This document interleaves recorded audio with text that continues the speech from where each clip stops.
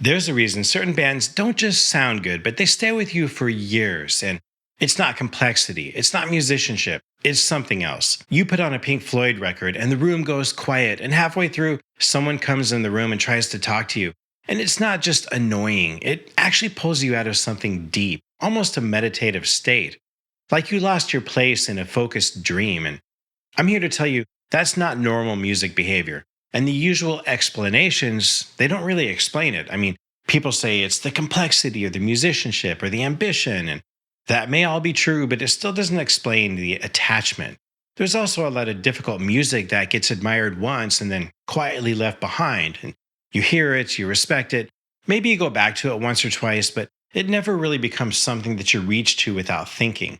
And this is different because when you look at bands like Pink Floyd, where entire records bleed into each other, or Rush, constantly pulling between precision and restraint, maybe Tool, locking you into the same pattern until it finally clicks, or yes, stacking ideas on top of each other until there's no open space left, or even like Porcupine Tree, sitting right in the noise of modern life. I mean, they don't just sound different, they are different, and for different reasons, depending on where you are when you hear them. Also, with certain bands, you don't just like them, you keep coming back to the same records, sometimes years apart, and they still line up with where you are. And that doesn't happen randomly. And after a while, it stops feeling like taste and it starts to feel more like recognition.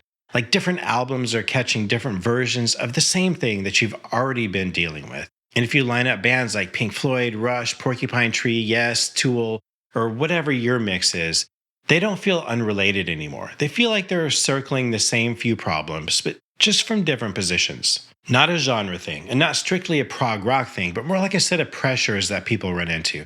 Sometimes in order, sometimes all at once. And if you're like me, you can usually feel exactly where it starts.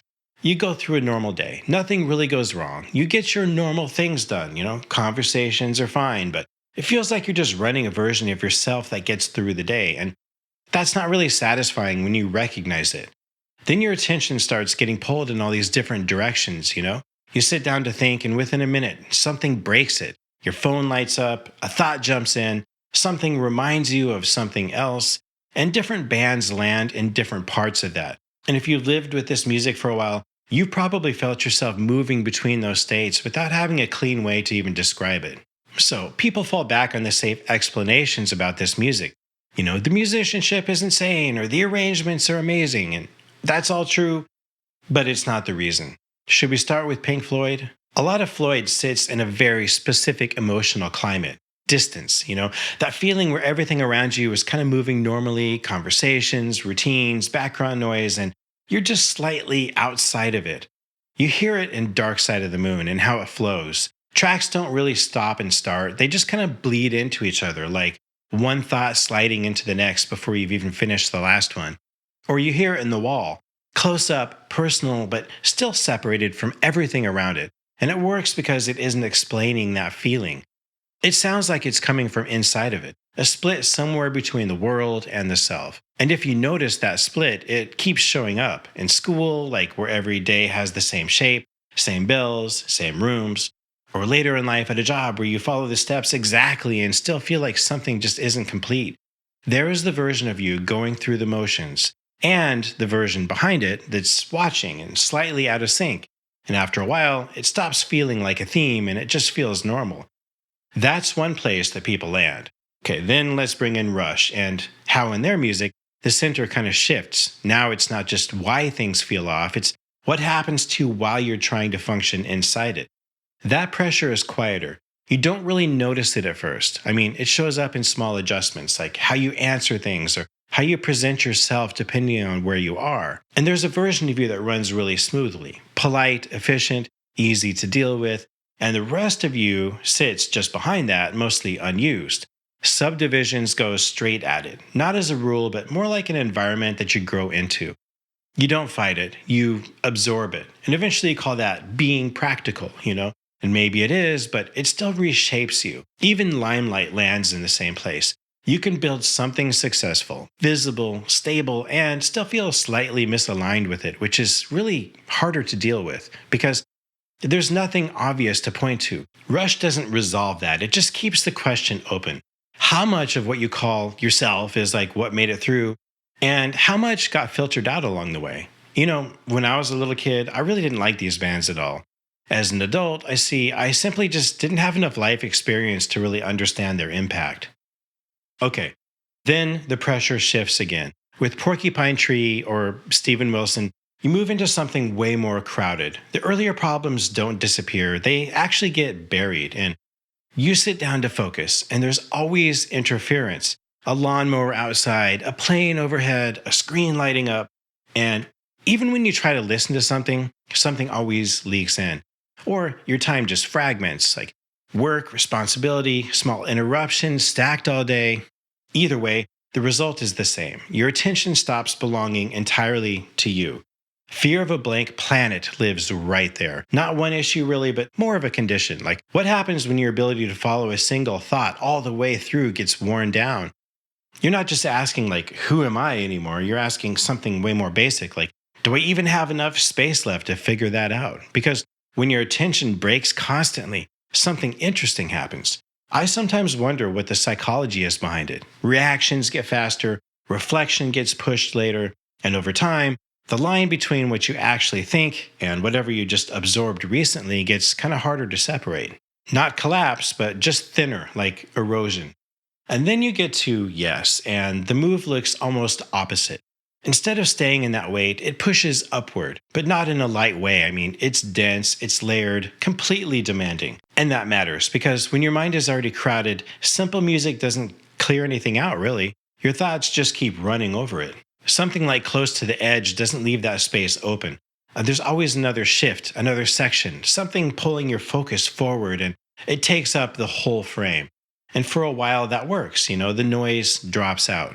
Not because it disappeared, but because there's no room left for it. It feels like expansion, like you finally have room to think again.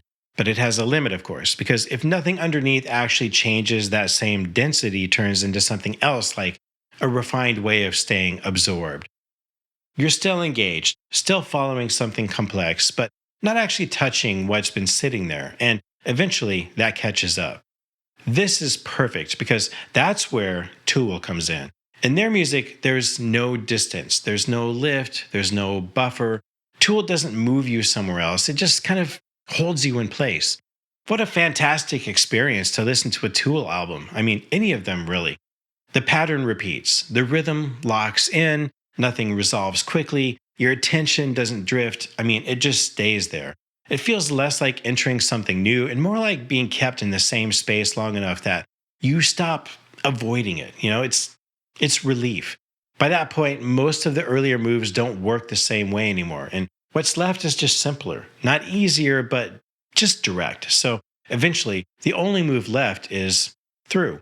If you put those bands side by side, then they don't feel like random anymore. They kind of line up, disconnection, identity pressure, saturation, expansion, and then confrontation.